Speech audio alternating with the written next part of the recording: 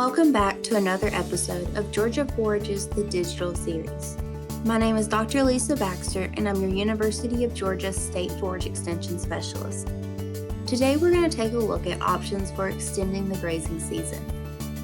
First, let's look at grazing crop residues.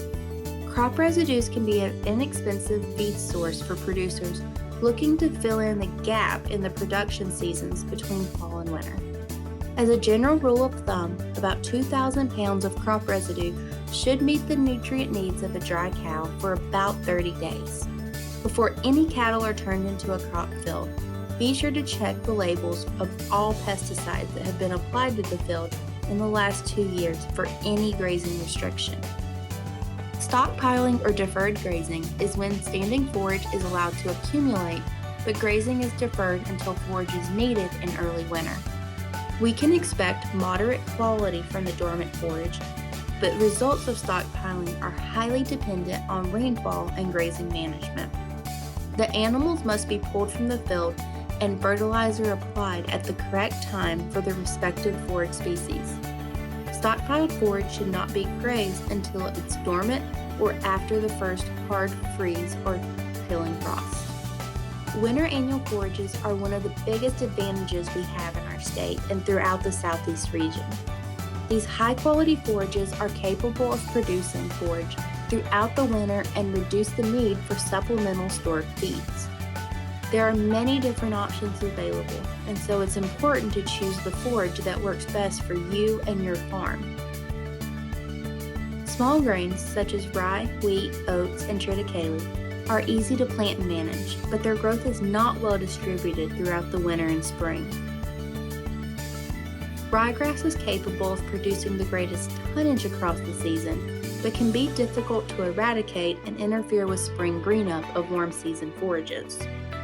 Annual clovers pair well with small grains or ryegrass to increase forage quality and reduce nitrogen inputs, but the soil pH needs to be around 6 to support their optimum growth. Finally, brassicas will work well in drought-prone conditions, but the cattle need to be trained to graze these.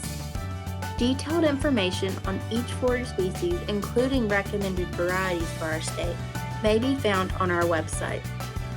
Regardless of which forage is chosen, many annual forages will fail because of poor seed germination, poor stand establishment, weed invasion, or even insect damage.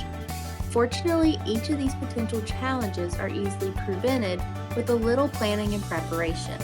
Follow along the 10 steps of successful winter grazing, and you'll be well on your way to a successful planting. Now let's shift gears for a minute and talk about rotational grazing. Rotational grazing can increase forage productivity and utilization by subdividing larger fields into 2 or more subsections to allow the forage time to rest and regrow. Frequently moving the herd among smaller paddocks improves the utilization. So let's take a look at a few examples that we commonly recommend for grazing stockpiled grasses in high-quality winter annual forages. Strip grazing uses temporary electric fences to divide the field into smaller strips. We then move the herd across the field, providing them with new forage each day or 2. Strip grazing with a back fence has the same concept as strip grazing, but a fence is placed behind the animals to allow the forage to regrow. This technique works well with actively growing winter annual forages that you expect to regrow and graze again after 3 to 4 weeks of rest. Finally, in leader-follower or forward grazing, a pasture section will be lightly grazed by a herd with higher nutritional demands, such as weaned calves or stockers, and will be followed by a herd with lower nutritional demands, such as mature, non-lactating beef cows. The first group will be able to graze non-selectively and can choose the highest quality material to meet their higher demands, while the second group is used to clean up the remaining forage that's more suited to their lower demands.